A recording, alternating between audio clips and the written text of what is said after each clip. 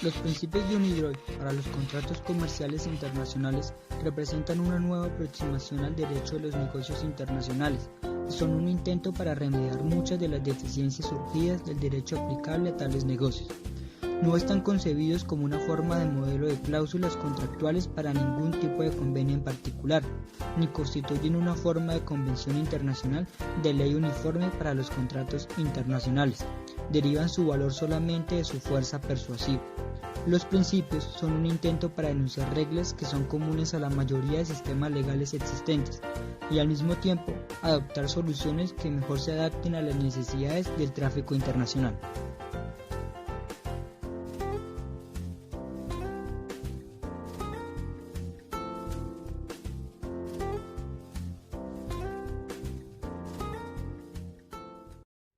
Este artículo confirma el principio ampliamente aceptado en virtud del cual las obligaciones de las partes no necesariamente se limitan a lo expresamente estipulado en el contrato.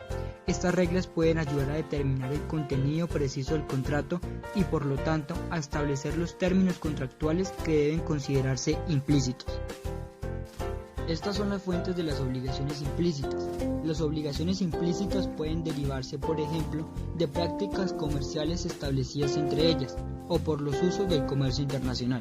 Asimismo, las obligaciones implícitas pueden ser producto del principio de buena fe y lealtad negocial y del sentido común en las relaciones contractuales.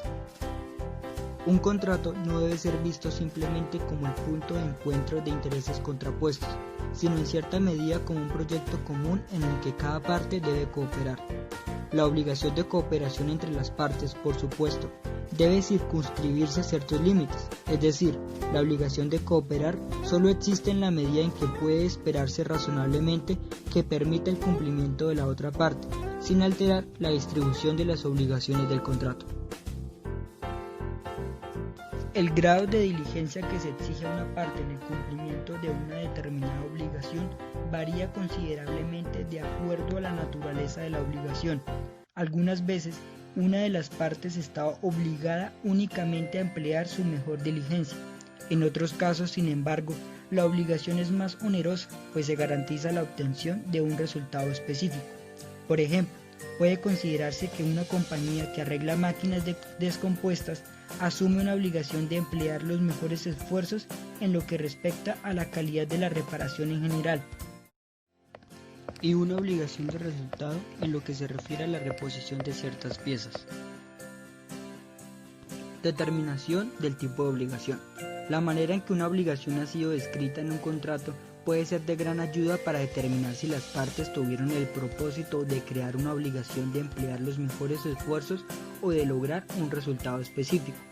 Un precio insólitamente alto u otra obligación recíproca de naturaleza no dineraria puede indicar una obligación de alcanzar un resultado concreto en casos en donde por lo general suele asumirse solo una obligación de emplear los mejores esfuerzos. Cuando el cumplimiento de la obligación implica un riesgo muy alto, cabe presumir que el deudor no ha pretendido garantizar un resultado y que el acreedor no espera dicha garantía. En algunos casos, el acreedor puede encontrarse en una posición capaz de influir en el cumplimiento de la obligación del deudor. Esta circunstancia puede convertir en una obligación de emplear los mejores esfuerzos una obligación que, de otra forma, hubiera sido considerada una obligación de resultado. Determinación de la calidad de la prestación. Por ejemplo, A se compromete a construir un hotel cerca de una estación ferroviaria de mucho tránsito. El contrato establece que debe proporcionarse un sistema de insonorización adecuado, sobre cuya calidad no se dan mayores precisiones. Sin embargo, puede determinarse, en base al mismo contrato, que la capacidad del sistema de insonorización debe ser conforme a niveles altos en razón de la proximidad del hotel a la estación ferroviaria. Determinación del precio. Cuando el contrato no se fije un precio, se considera que las partes pactaron un precio generalmente cobrado en circunstancias similares. Cuando la determinación del precio le corresponda a una de las partes y sea irrazonable, deberá sustituirse por un precio razonable. Cuando la determinación del precio quede a cargo de una de las partes o de un tercero y éste no pueda o no quiera fijarlo, deberá ser un precio razonable. Y cuando el precio haya de fijarse en referencia a factores que no existen, se recurrirá como sustituto al factor equivalente más cercano. Esta regla puede interpretarse como destinada a colmar lagunas, en aquellos supuestos en que las partes no han estipulado la duración de su contrato. Por ejemplo, A acuerda distribuir los productos de B en el país X durante un tiempo indefinido. Cualquiera de las partes puede resolver este contrato enviando una notificación a la otra parte con razonable anticipación. Se podrá renunciar cuando un acreedor pueda renunciar a su derecho mediante un acuerdo con el deudor, o la oferta de renunciar a título gratuito a un derecho se presume aceptada si el deudor no la rechaza inmediatamente después de conocerlo.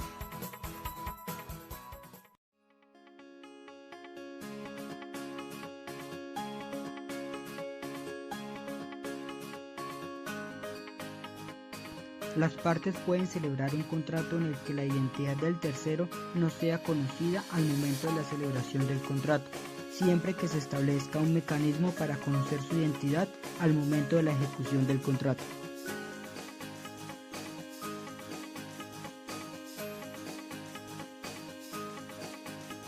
Son muy frecuentes las disposiciones convencionales que limitan o excluyen la responsabilidad de quien no es parte en el contrato. Otra situación regulada por este artículo se verifica cuando el promitente y el estipulante acuerdan que el beneficiario será liberado de toda obligación frente al promitente.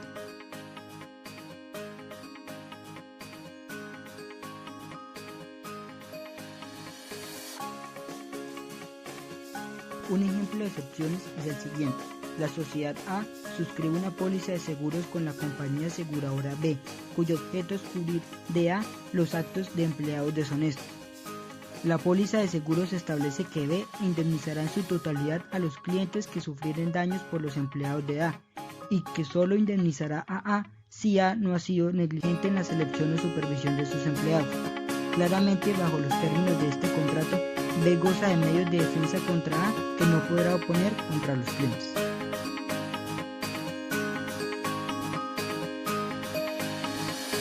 Las partes pueden modificar o revocar los derechos otorgados por el contrato. Por ejemplo, en un contrato de seguro de vida se puede prever que el asegurador puede cambiar el beneficiario, puede hacer usos relevantes que limiten la posibilidad de revocación.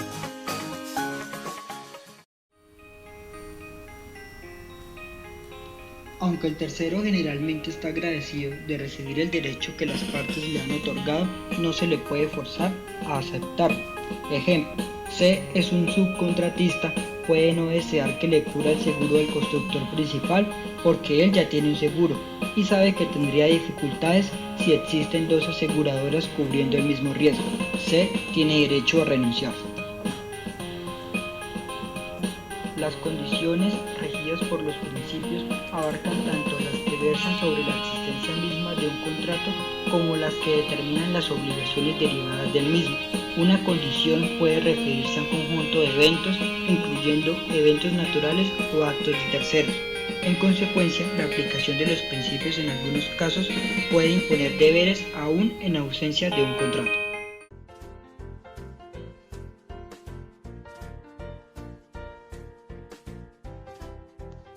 De conformidad con los principios, a menos que las partes convengan otra cosa, el cumplimiento de una condición solamente produce efectos hacia el futuro, no tiene efecto retroactivo. En el caso de la condición suspensiva, el contrato o la obligación contractual surten efectos de manera automática a partir del momento en que se realiza el evento futuro e incierto.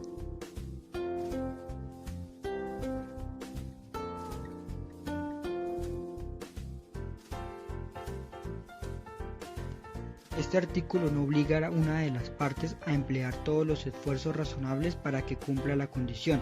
Se limita a afirmar que una parte que impide el cumplimiento de la condición en violación de los deberes de buena fe y de lealtad negocial y cooperación no puede invocar la falta de cumplimiento de la misma.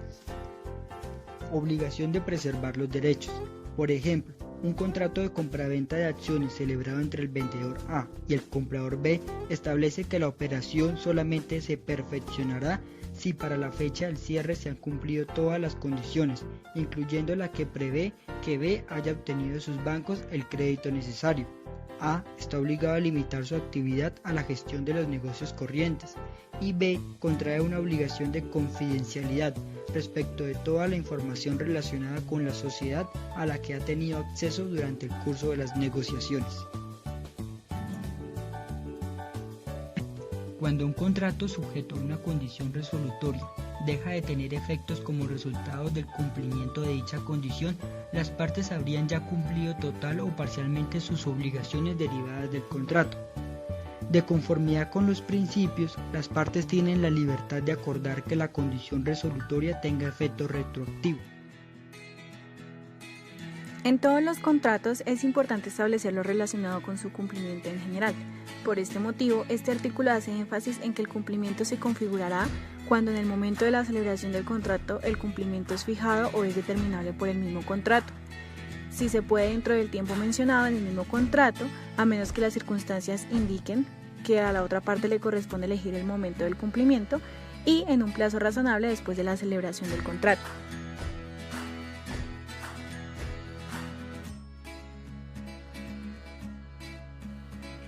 El cumplimiento podrá hacerse en un solo momento siempre que el cumplimiento del contrato se perfeccione en un periodo de tiempo fijado o determinable por el contrato, o el cumplimiento del contrato se establezca en un plazo razonable después de la celebración del contrato. Así, el deudor deberá cumplir con sus obligaciones en un solo momento, siempre que la prestación se pueda realizar sin ningún contratiempo.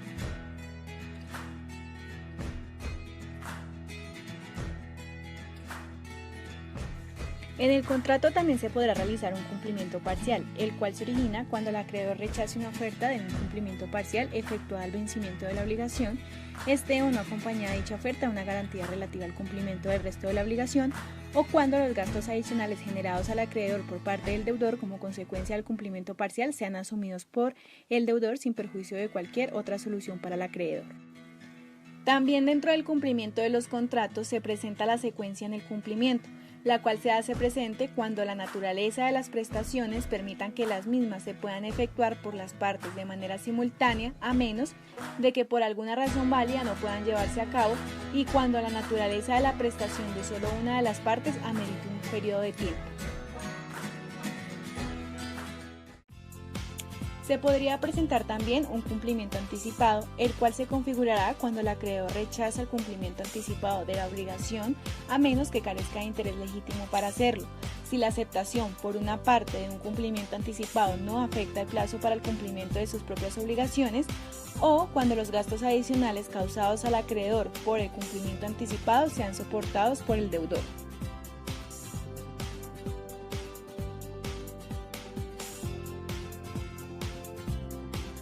Aunque el lugar del cumplimiento del contrato no es un elemento esencial para la existencia del mismo, sí vale la pena hacer mención a qué pasaría si el lugar no está fijado en el contrato ni es determinable con base en aquel. Pues bien, pasaría que se tendría en cuenta el establecimiento del acreedor cuando se trate de una obligación dineraria o su propio establecimiento cuando se trate de cualquier otra obligación. El pago que debe realizarse como consecuencia del contrato podrá efectuarse con cualquier forma utilizada en el curso ordinario de los negocios en el lugar del pago. Sin embargo, un acreedor que acepta un cheque o cualquier otra orden de pago o promesa de pago se presume que lo acepta solamente bajo la condición de que sea cumplida. De igual modo, el pago podrá realizarse por una transferencia a cualquiera de las entidades financieras en las que el acreedor haya hecho saber que tiene una cuenta, a menos que haya indicado una en particular. En el caso de pago por transferencia de fondos, la obligación se cumple al hacerse efectiva la transferencia a la entidad financiera del acreedor. Si una obligación dineraria es expresada en una moneda diferente a la del lugar de pago, este puede efectuarse en la moneda de dicho lugar, a menos que dicha moneda no sea convertible libremente o que las partes hayan convenido que el pago debería efectuarse solo en la moneda en la que se pactó. Si ya es imposible para el deudor efectuar el pago en la moneda en la cual la obligación dineraria ha sido expresada, el acreedor puede reclamar el pago en la moneda del lugar de pago, la cual se hará conforme al tipo de cambio aplicable.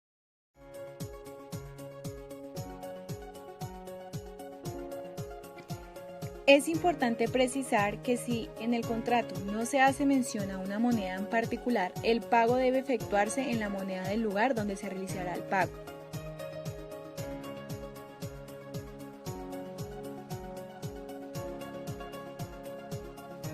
Cada parte debe asumir los gastos del cumplimiento de sus obligaciones, garantizando así la reciprocidad presente en el contrato. En cuanto a la imputación de pagos, un deudor de varias obligaciones dinerarias al mismo acreedor puede especificar al momento del pago a cuál de ellas pretende que sea aplicado el mismo. En cualquier caso, el pago ha de imputarse en primer lugar a cualquier gasto, luego a los intereses debidos y finalmente al capital. Pero si el deudor no hace tal especificación, el acreedor puede indicarle al deudor a cuál de las obligaciones lo imputa, siempre que dicha obligación sea vencida y sea indisputada. Y si no hay una imputación previamente establecida, el pago se imputa en el orden indicado en la obligación.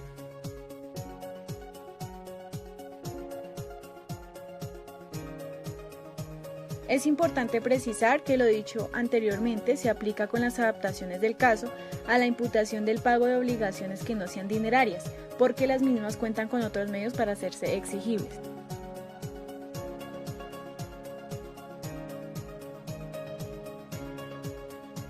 Cuando la ley de un Estado requiera una autorización pública que afecte la validez del contrato o su cumplimiento, y ni la ley ni las circunstancias del caso indican algo distinto, se deberá tener en cuenta si solo una parte tiene su establecimiento en tal Estado. Esa parte deberá tomar las medidas necesarias para obtener la autorización y en los demás casos, la parte cuyo cumplimiento requiere la autorización deberá tomar las medidas necesarias para obtenerla. En cuanto a la gestión de la autorización, la misma procederá cuando la parte obligada a tomar las medidas necesarias para obtener la autorización lo haga sin demora injustificada y asuma todos los gastos en que incurra, y cuando esa parte considere pertinente notificará a la otra sin demora injustificada. En cuanto a la autorización, que no es ni otorgada ni denegada, cualquiera de las partes puede resolver el contrato si, pese a que la parte responsable de obtener la autorización ha tomado todas las medidas requeridas para obtenerla. Esta no se otorga ni rechaza dentro del plazo convenido o cuando no se haya acordado plazo alguno dentro de un plazo prudencial a partir de la celebración del contrato. La denegación de una autorización que afecta la validez del contrato acarrea con su nulidad. Si la denegación afecta únicamente la validez de algunas cláusulas, solo tales cláusulas serán nulas, si teniendo en cuenta las circunstancias es razonable mantener el resto del contrato, es decir, que se aplican las reglas del incumplimiento cuando la denegación de una autorización haga imposible en todo o en parte el cumplimiento del mismo. Cuando el cumplimiento de un contrato llega a ser más oneroso para una de las partes, esa parte permanece obligada, no obstante, a cumplir sus obligaciones salvo lo previsto en las siguientes disposiciones sobre excesiva onerosidad o hardship. Las cláusulas de hardship en los contratos internacionales son un mecanismo de adaptación del contrato, creado por los usos y las costumbres en el comercio a nivel internacional. La finalidad de este tipo de cláusulas consiste en crear las circunstancias necesarias para que el contrato se mantenga a lo largo del tiempo, sin que los cambios imprevistos y repentinos a las condiciones iniciales del contrato lleguen a afectarlo.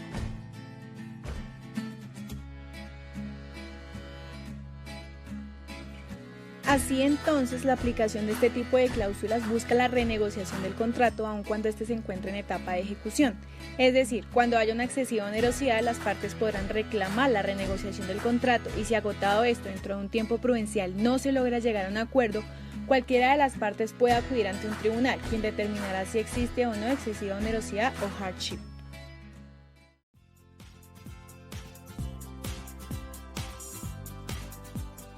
Para que el incumplimiento sea imputable a la persona que lo ha realizado, ésta tiene que haber incurrido en alguna conducta o situación que haga visible su responsabilidad ante tal incumplimiento. En cuanto a la interferencia de la otra parte ante el incumplimiento del contrato, una parte no podrá ampararse en el incumplimiento de la otra, en la medida en que tal incumplimiento haya sido causado por acción u omisión de la primera o por cualquier otro acontecimiento por el que ésta haya asumido el riesgo. Ante el incumplimiento se puede presentar la suspensión del cumplimiento, a saber, cuando las partes han de cumplir simultáneamente y cuando las partes han de cumplir de modo sucesivo. El incumplimiento en el contrato podrá subsanarse siempre y cuando se notifique sin demora injustificada a la parte perjudicada la forma y el momento propuesto para la subsanación sea apropiada a las circunstancias, la parte perjudicada carezca de interés legítimo para rechazarla y dicha subsanación se lleva a cabo sin demora. A pesar de la subsanación, la parte perjudicada conserva el derecho a reclamar el resarcimiento por el retraso y por cualquier daño causado o que no pudo ser evitado por la subsanación. En caso de incumplimiento, la parte perjudicada podrá conceder mediante notificación a la otra parte un periodo suplementario para que cumpla. Se puede presentar que durante el periodo suplementario la parte perjudicada pueda suspender el cumplimiento de sus obligaciones correlativas y reclamar el resarcimiento. En caso de que la demora en el cumplimiento no sea esencial, la parte perjudicada que ha notificado a la otra el otorgamiento de un periodo suplementario de duración razonable puede resolver el contrato al final de dicho periodo. Las cláusulas de exoneración facultan a las partes a modificar a través de una cláusula contemplada de manera expresa en el contrato las reglas generales sobre la responsabilidad contractual, al atenuar o eximir de responsabilidad a una de ellas por el incumplimiento de una obligación que causó una afectación patrimonial a su otro extremo negocial. También el incumplimiento dentro de un contrato puede darse por una causa ajena como lo es la fuerza mayor, la cual se convierte en un impedimento al momento de celebrar un contrato, ya que no cabía razonablemente esperar haberlo tenido en cuenta o haber evitado o superado sus consecuencias. Es importante que la parte incumplidora notifique a la otra parte acerca del impedimento y su impacto en su aptitud para cumplir. No obstante, esto no impide a una parte ejercitar el derecho a resolver el contrato, suspender su cumplimiento o a reclamar intereses por el dinero debido. Básicamente, si una parte no cumple una obligación distinta a la de pagar una suma de dinero, la otra parte puede reclamar la prestación a menos que tal prestación sea jurídica o físicamente imposible, la prestación sea excesivamente gravosa u onerosa, la parte legitimada para recibir la prestación pueda razonablemente obtenerla por otra vía, la prestación tenga carácter exclusivamente personal o la parte legitimada para recibir la prestación no la reclame dentro de un plazo razonable. Una parte puede resolver el contrato si la falta de cumplimiento de una de las obligaciones de la otra parte constituye un incumplimiento esencial. Ahora, para determinar si la falta de cumplimiento de una obligación constituye un incumplimiento esencial, se tendrá en cuenta en particular si el incumplimiento priva sustancialmente a la parte perjudicada, la ejecución estricta de la prestación insatisfecha era esencial, el incumplimiento fue intencional o temerario y el incumplimiento da a la parte perjudicada razones para desconfiar de que la otra cumplirá en un futuro. Si antes de la fecha de cumplimiento de las obligaciones una de las partes prueba que la otra incurrirá en un incumplimiento esencial, ésta puede resolver el contrato de manera unilateral. Efectos generales de la resolución. Primero, releva a ambas partes de la obligación de efectuar y recibir prestaciones futuras. Segundo, no excluye el derecho a reclamar una indemnización de daños y perjuicios causados por el incumplimiento. Y tercero, no afecta cualquier término del contrato relativo al arreglo de controversias contractuales. Al resolver un contrato de ejecución instantánea, cada parte tendrá derecho a reclamar de la otra lo entregado en virtud de dicho contrato. Si no es posible tal restitución, procederá a una compensación en dinero. La parte que se benefició con el cumplimiento contractual no está obligada a la compensación en dinero y se podrá exigir una compensación por aquellos gastos razonablemente necesarios. Al resolver un contrato de larga duración, solamente se puede reclamar la restitución para el periodo posterior a la resolución, siempre que el contrato sea divisible. Cualquier incumplimiento otorga a la parte perjudicada el derecho al resarcimiento, salvo que el incumplimiento sea excusable conforme a estos principios. La parte perjudicada tiene derecho a la reparación integral del daño causado por el incumplimiento. Este daño comprende cualquier pérdida sufrida y cualquier ganancia de la que fue privada. Tal daño puede ser no pecuniario e incluye, por ejemplo, el sufrimiento físico y la angustia emocional. La compensación solo se debe por el daño, incluyendo el daño futuro. Puede deberse por la pérdida de una expectativa en proporción a la probabilidad de que acontezca. Cuando la cuantía de la indemnización de los daños no pueda establecerse con suficiente grado de certeza, queda a discreción del tribunal fijar el monto del resarcimiento. La parte incumplidora es responsable solamente del daño previsto, o que razonablemente podría haberlo previsto, como consecuencia probable de su incumplimiento al momento de celebrarse el contrato. La parte incumplidora no es responsable del daño sufrido por la parte perjudicada, en tanto que el daño pudo haber sido reducido si esa parte hubiera adoptado medidas razonables. La parte perjudicada tiene derecho a recuperar cualquier gasto razonablemente efectuado en un intento por reducir el daño.